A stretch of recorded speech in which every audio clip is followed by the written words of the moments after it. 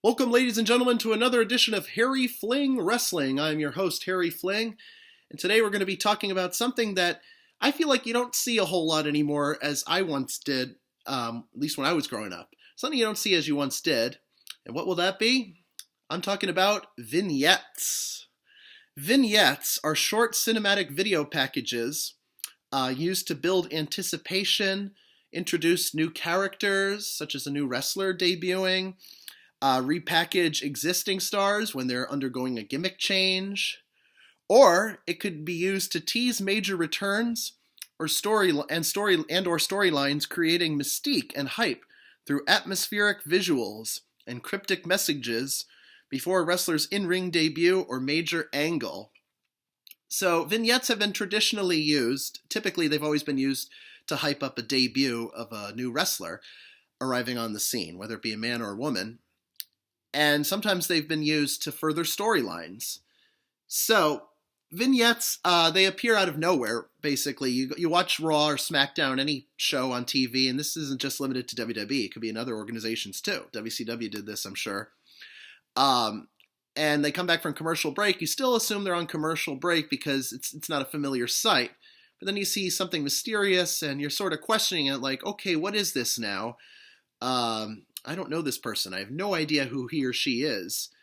And oftentimes they'll cut a little promo, talk about themselves. They need to sell themselves in order to be credible.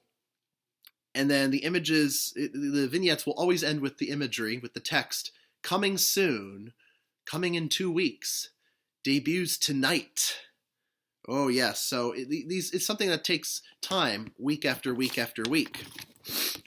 So, in order to make a successful vignette, you need 3 things, in my opinion. A perfect setting. Think about the gimmick. Think about the character you're trying to sell, you're trying to convey to your audience. And think of the setting of where it's going to be, that it matches the background of the character. You also need a dramatic atmosphere. Notice I mentioned the word cinematic. They did a lot of cinematic shows during COVID in 2020 and bleeding into 2021 before we uplifted the restrictions on indoor attendance. So, dramatic atmosphere really sets the tone for the new character, or if this is an existing storyline, or, to further the storyline. And the third thing you need, the wrestler needs to sell their character in the best way possible. I'm sure that goes without saying. But if I'm not sold on the character that's in this vignette, then I don't give 2 shits if they're going to be debuting next week or not, because they haven't done a good job in selling themselves to me. Make me believe that you're a credible threat, in other words. Make me be interested in wanting to see you. That's basically what I'm trying to convey. So, vignettes. Yes, they're short, and they're probably about 30 seconds to a minute, maybe 2 minutes. And yeah, it leaves you wondering and guessing. And the announcers, it's their job to say, well, I certainly don't know what to expect from this person when they debut here in 2 weeks, but that remains to be seen. So in any event, let me tell you about some notable vignettes. Probably the best one I think a lot of people will remember is the bad guy, Razor Ramon. This is the fall of 1992, I want to say, the summer bleeding into the fall. He arrived on the scene in late 92. Survivor Series was his debut that year. Razor was a Cuban man from Miami, Florida. So, the setting was the mean streets of downtown Miami. It wasn't quite South Beach. It wasn't like the pretty side, but it was more like I don't want to say the ghetto, but whatever it is. Sorry, Sling was on my screen. It wasn't really ghetto, but it certainly wasn't the most appealing sight, because he's supposed to be a heel, and he's standing in front of these nice cars, these convertibles, and he's wearing a silk vest, with some black slacks and some dress shoes. He's holding his toothpick. He's got his facial scrub. Hey, yo, you come to the bad streets of Miami, you're going to take a look at the bad guy. Now, that was before I actually started watching wrestling, so I don't remember these vignettes verbatim per se, but I kind of remember the gist of it. And Razor was trying to sell his character, and he did a great job at doing just that. And the setting of downtown Miami, with all these parked cars, these convertibles, and the palm tree swaying. Or sometimes he'd be sitting, he'd be sitting outside like a coffee shop or something, or a restaurant, having a little tequila or whatever. Or sometimes he'd be interfering in somebody else's business when they didn't do anything to disrupt him, just to put over the fact that this is a heel coming about to debut on the roster, and he's really there to make a name for himself. So Razor Ramon was a great one. Another one I really liked was Double J Jeff Jarrett. This is late 93. He made his pay-per-view debut at the Royal Rumble in 94. Jeff Jarrett, okay, we take a trip now to Nashville, Tennessee, Music City, USA. He's standing outside the Grand Ole Opry, bragging about all these stars that came before him, like Hank Williams, Johnny Cash, Dolly Parton, Minnie Pearl, you name it, all, whatever rings Nashville to you. Now, none of them can compare to the greatest musician and wrestler of all time. That's J-E-F-F, J-A-R-R-E-T-T, Double J, Jeff Jarrett, the world's greatest singer, the world's greatest entertainer, and certainly, without a doubt, the world's greatest wrestler. That was his laugh. Ain't I great? And he really sold the whole country music shtick tenfold here, because it was so believable. So much so that 2 years later, they created a storyline, which was my first pay-per-view, with Double J debuting his hit single, With My Baby Tonight, which I'm not going to get into much detail on. I think I talked about that when I talked about the real Double J in a previous video, so go back and watch that if you want more info on it. That was supposed to lead to something big, but it didn't, and of course, that's too bad, because Jeff Jarrett is so talented in the ring, on promos. He's like a five-tool superstar, and most of his work was done outside of WWE, although he had a great career in WWE, six-time Intercontinental Champion, Hall of Fame career, no doubt. But there were a lot of highlights, career highlights outside of WWE, like WCW, TNA, and now he's in AEW. And as he's getting older, he's kind of slowing down now in the ring physically. So Jeff Jarrett, wow, what can I say about him that hasn't already been said? One of my favorites here is Hunter Hearst Helmsley, his vignettes. We take us now to a mansion in Greenwich, Connecticut. And this gimmick was conceived because Vince McMahon, this was his interpretation of how he viewed people from Greenwich, Connecticut in the most exaggerated way possible. Vince is from Pinehurst, North Carolina, and he was adopted by the McMahons when he moved up north. They lived in, I think they lived in New York for a while, and then eventually he bought a house in Greenwich, and that was where he remained pretty much for the rest of his life. Excuse me, getting over a little cold here. So, pardon me. Hunter Hearst Helmsley, we go to his living room inside his mansion. He's supposed to be an American elitist, a true representation of a blue blood. He had the stitched horseback riding pants. He had those boots with the little buckles in the back. He had on a nice dress shirt, a red dress coat. It looked like a smoking jacket, though not as dark as what Hugh Hefner would wear at the Playboy Mansion. Nice long ponytail, was blonde and nicely brushed back, and it was just very exquisite looking. And he talked with a faux British accent at first. It was either that or a Locust Valley lockjaw. A lot of people on Long Island, the rich folks, kind of talk like this a little bit. It's supposed to be kind of a faux British accent, and that was coming off his days as Jean-Paul Levesque, because he had just left WCW a year prior. Hi, I'm Hunter Hearst Helmsley. There's so many things in the World Wrestling Federation I'd like to get rid of. They don't know anything about class, these wrestlers don't. The bushwhackers giving hongies. The head shrinkers eating raw fish. Ugh. And Mantar. Ugh, don't get me started on him. If you remember reading WWF Magazine mid-95, there was a funny-ass article. It was all kayfabe. Hunter's Helmsley, my lunch date with Mantar. Hunter's eating this exquisite salad, and he's eating it so carefully and gingerly, while Mantar's eating a rack of ribs using his hands, and he's eating the coleslaw like that. It was just a complete contrast of styles, Helmsley and Mantar. And that's from WWF Magazine. I don't think they ever filmed any live-action shorts there. So what the World Wrestling Federation needs is some class. You can hear this harpsichord music in the background, which I think ended up being similar to his first theme song. And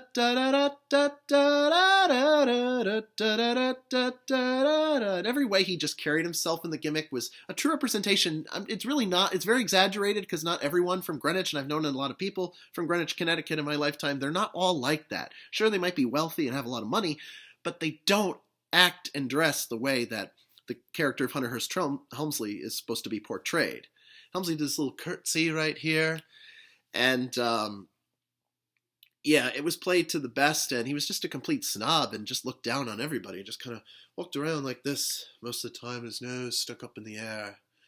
He'd prefer to have pheasant under glass versus any gruel that we'd be eating, us lowlives. Oh, I pity them, he'd say. Moving on now. This next vignette wasn't necessarily a vignette with the character in it, but it was more of text, if you will. Something we saw on screen. And who am I talking about? None other than Y2J, Chris Jericho, the Ayatollah of rock and rolla. So, summer of 99, Jericho has already left WCW. He's coming to the World Wrestling Federation. How exciting. If you saw him in WCW, his work was great. So we were so excited to get him. All we saw was a countdown clock, which he, because that was the year of the whole Y2K and the turn of the millennium, 1999 going into 2000. Jericho was in a bank, I think he told the story of one day, and he saw a countdown clock, or he just saw a clock on the wall, and he was looking for ideas for his new character to debut in WWF. And he's like, hey, why not play up the whole Y2K bug thing, computer bug thing, and put a countdown clock, use that as a vignette in the weeks to come to create anticipation for my debut. So all you saw every week was just this all you saw this every week was this clock, and all it said was countdown to the millennium, and the time just kept ticking, and the sound effect.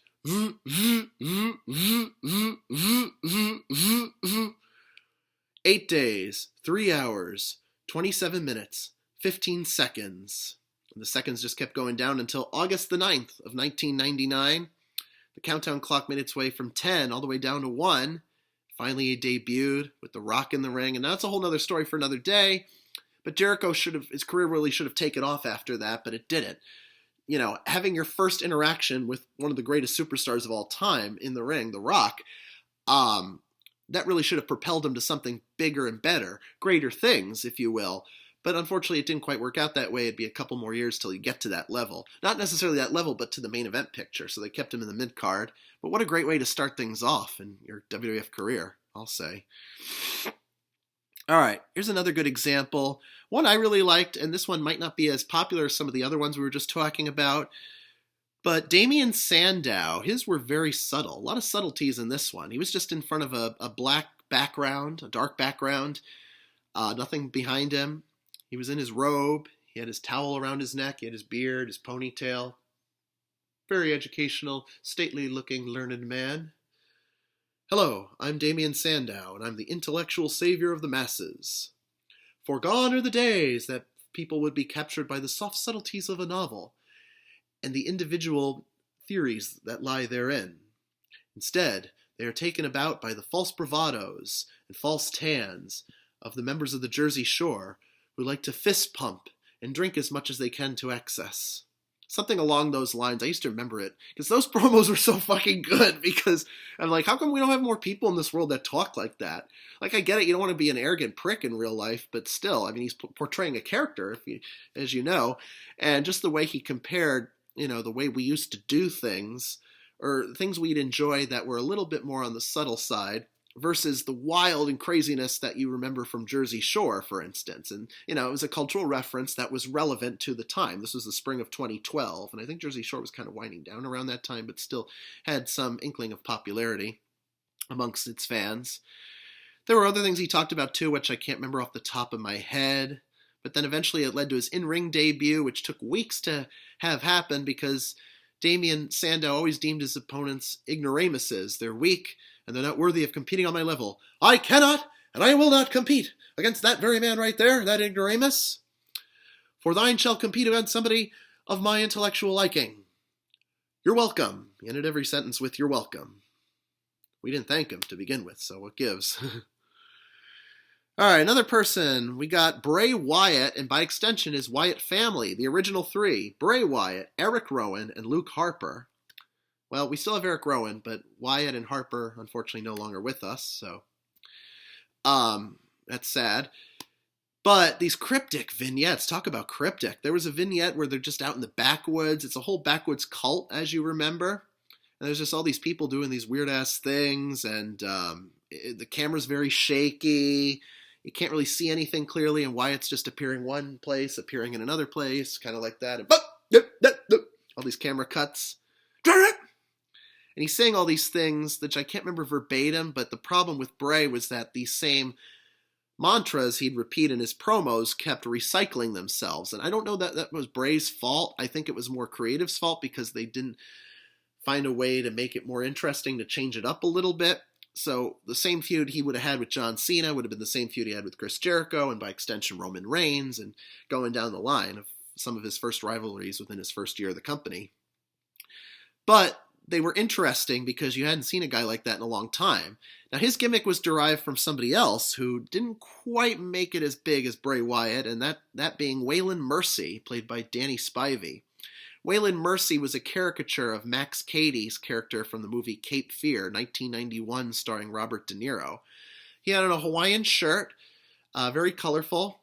He had on a white tank top underneath, and white belt, white pants, white slacks, and white wrestling boots. Waylon Mercy was a soft-spoken Southern gentleman. You know, there's a lot of people I don't like down there, and you know, them folk be trying to round me up, get me mad, and everything like that. He kind of talked like that. He had a worm on his forearm, which he smashed just like that, just to show that his mood can change. So he goes from being very soft-spoken, then he gets a little more aggressive. Kill that caterpillar. We call that worm Johnny 1-inch. WrestleCrap came up with that, I didn't. And he had these cryptic tattoos. Well, one that said restitution across his forearm. It might have been over here, restitution. So he was posing for a picture with restitution showing right there. And on his head, he had a knife with blood dripping from it. And it was like drawn by a pen. So it was ink, but it wasn't like serious ink there. No colors to it other than just black. Waylon would shake the hand of his opponent and then mercilessly, no pun intended, beat him down and do a complete 180, because that's the opposite of what the character was originally portraying. Now, Bray Wyatt had those soft subtleties too, but it was very exaggerated because Bray took it to a whole new level. Waylon wasn't a cult leader. Bray was.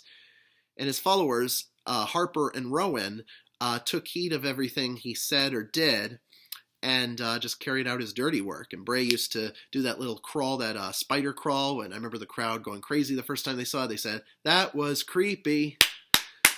That was creepy." It was a crab walk. We used to do crab walks in gym class in elementary school, so I hadn't done one in a very long time. Not sure I'm that agile anymore. But anyways, yeah, it was a great gimmick. And it got better with The Fiend, because now we needed the change. But we're not going to get too deep here, because there's other people I want to cover. A couple more notable vignettes. We had Carlito. He was similar to Razor Ramon, except his took place in the Caribbean. He's from San Juan, Puerto Rico. He'd just be walking down the street and talking about things he liked, and then he'd come across like an apple seller or a guy riding his bike, and he'd take a bite of the apple, finish his sentence. "I spit in the face of people who don't want to be cool." Now, originally when he debuted, it was Carlito Caribbean Cool, CCC. Then the graphic would flash with CCC over these bright blue ocean waves. Whoosh! Carlito Caribbean Cool is coming. Debuts next week.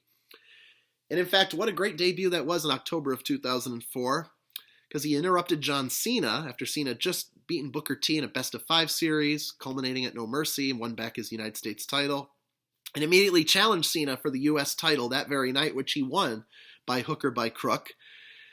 But Carlito was sidelined with injuries in the beginning, and then he also had a bad attitude for the most part, so Carlito's career didn't quite go as he'd planned, and he's a whole nother basket case, that one there. So he was good for mid-card, I thought, but I never would have imagined him being a world champion, and if that's what he complains about in shooting interviews, but I never saw Carlito as world championship material, sorry. Intercontinental United States champion, that's great, but that's about it for him. Another one I liked, and I'm not going to get into too much detail because I already covered it in another video, was Sean O'Hare, the Winter-Spring 2003 Devil's Advocate character. Don't pay taxes, don't go to church. All these things you're doing are lies. Hey, I'm not telling you anything you don't already know. That black leather trench coat, and the beard, and the hair, everything just, made him, your stereotypical bad guy, but the bad guy in the truest sense of the word. Sean O'Hare, yeah, but the problem was the presentation in the ring wasn't the same as what the vignettes produced. And I know I've talked about this ad nauseum before, but what you can produce behind a camera that's taped is very different than in front of a live crowd. If you can't hit your stride with a live crowd, then you're not going to go very far. And that's what happened to Sean O'Hare. He could have gone so much further, but he needed to develop better promo skills. If they'd waited a little bit longer and had him practice in front of like an OVW crowd or something, that would have helped him tenfold.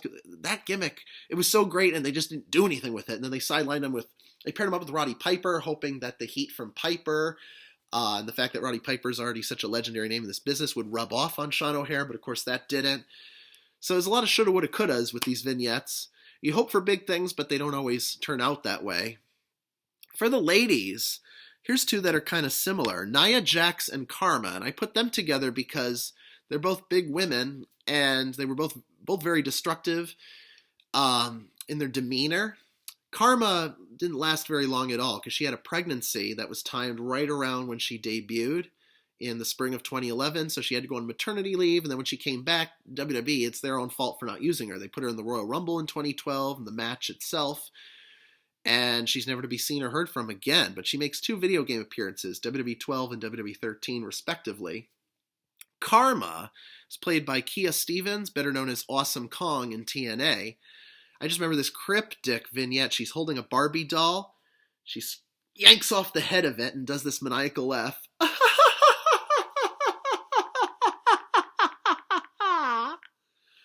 Strokes the hair, then cuts it off. Oof. She wanted to scare all those little Barbie doll pretty girls on the roster at the time. Nia Jax was similar, but it wasn't quite as cryptic. Nia doesn't do much talking. She just gets in and does what she's supposed to. And I just remember the vignettes for her. It just had like some feline claws with her name appearing in front, Nia Jax, and that was in NXT. And there was a lot of hype because of her cousin relationship to The Rock, so she's a bloodline member biologically. The worst, though, vignette for the ladies was Michelle McCool, the summer of 2007, because they were so pointless. This is where WWE starts to run out of ideas. They had her rollerblading on a pier somewhere, on a dock, having ice cream from an ice cream truck, going to the beach, just very mundane things. They're all exciting things, don't get me wrong, fun things to do in the summer, but not something worthy of a wrestling vignette. I'm Michelle McCool, and I'm loving life. Like, what's the fucking point of that? Well, I could tell you I'm doing this, and I'm loving life. I'm Harry Fling, and I'm making videos. I'm loving life. Shit, I mean, come on, you gotta put more effort into your vignettes. That didn't sell me one fucking bit. Now, granted, she got better as she, took the wrestling part more seriously, and I'm glad she did. And definitely a worthy Hall of Fame induction, not because she's Mrs. Taker, but because she actually honed her craft and did what she could to get better. But back then, they were still very diva-centric and not worried about the women getting in the ring as much as they are now. And boy, have times changed for the better, for the best. Another lady was Sunny that had some good vignettes, and granted, she'd already debuted at this point in time. She was already a mainstay on the roster. Remember, like January 96, I want to say it was around the time of the Rumble. She did these vignettes that were supposed to be sexy. She's playing pool in the most sensual way possible, most seductive way. Very seductive in the way she played, and all this seductive music is playing. Don't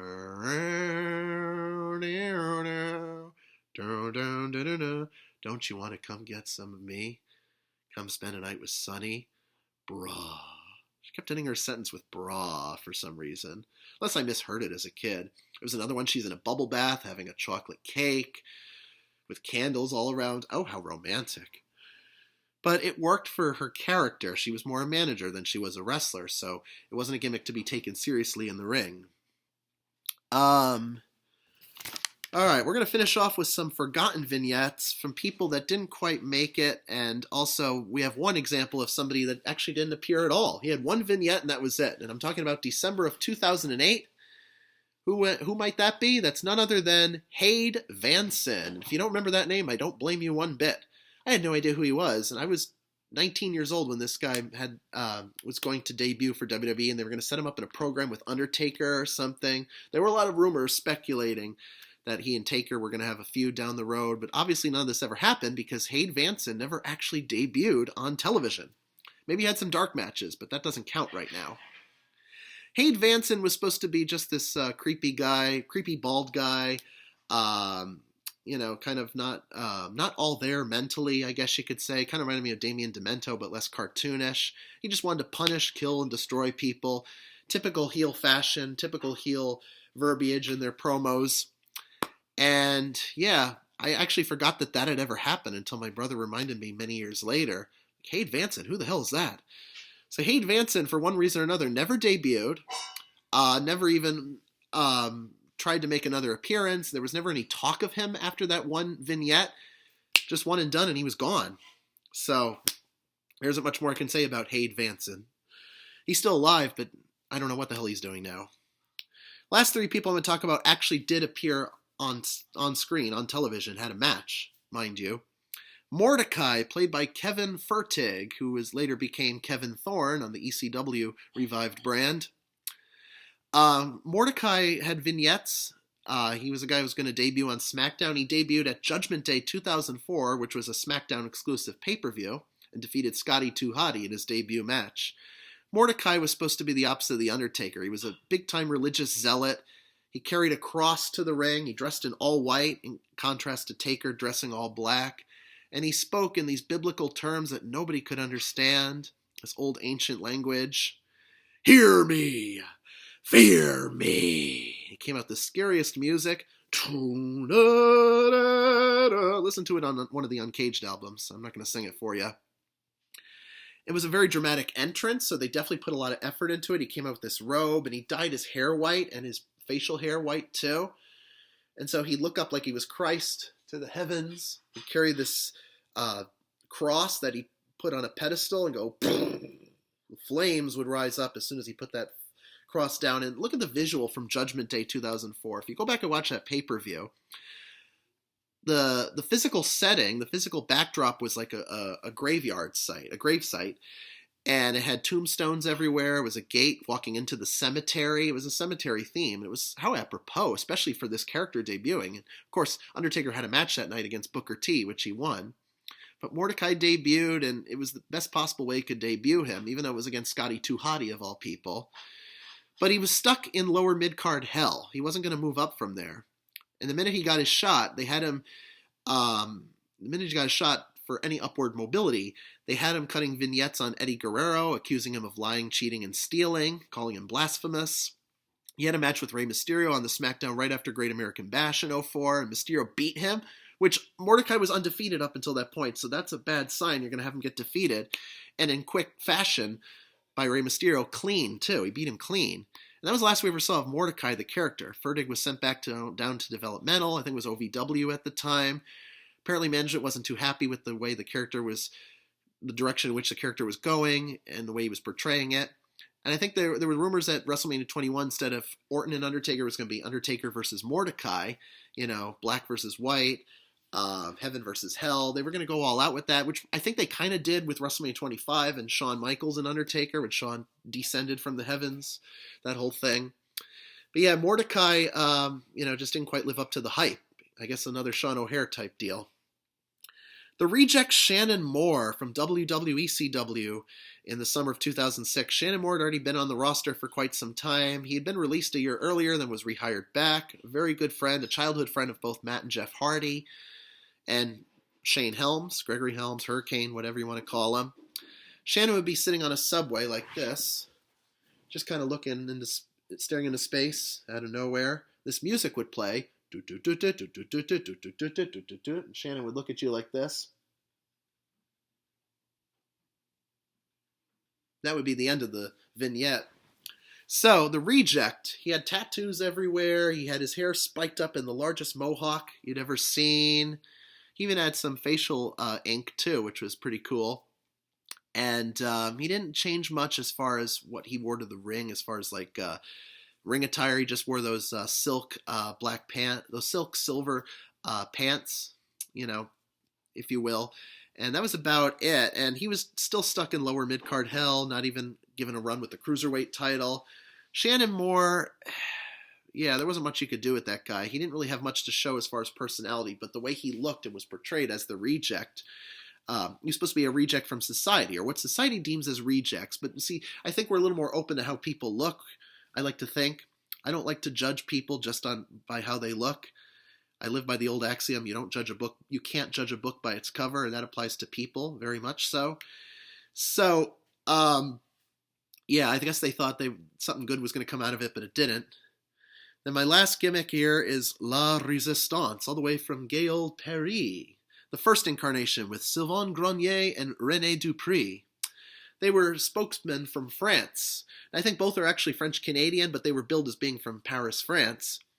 They would go to WWF Studios in Stamford, Connecticut, the TV studio, and right where they filmed Confidential, they sat down at a desk and talked about current events. There weren't many gimmicks actually there were a lot of gimmicks that played on current events, but at this time the war in Iraq was just about to start.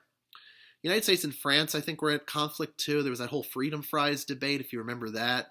I kind of forgot about it after 20-something odd years.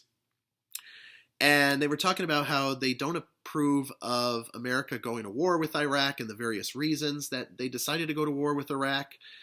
And it was just it was all political propaganda. And they always ended their vignettes with the phrase, "N'ayez pas peur," which in English translates to, "Don't be afraid."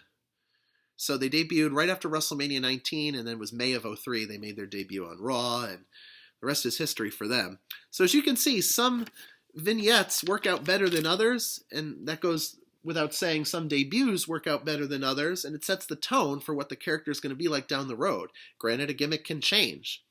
Things can change on a dime here in World Wrestling Entertainment, but that's just the nature of the beast in any wrestling organization for that matter. So let me know if you have any favorite memorable vignettes, something I probably forgot. There's a whole bunch out there, but, only have so much time to talk about it, so here we did just that. And ladies and gentlemen, this has been another great edition of Harry Fling Wrestling. I am your host, Harry Fling, and until next time, everybody, bye-bye.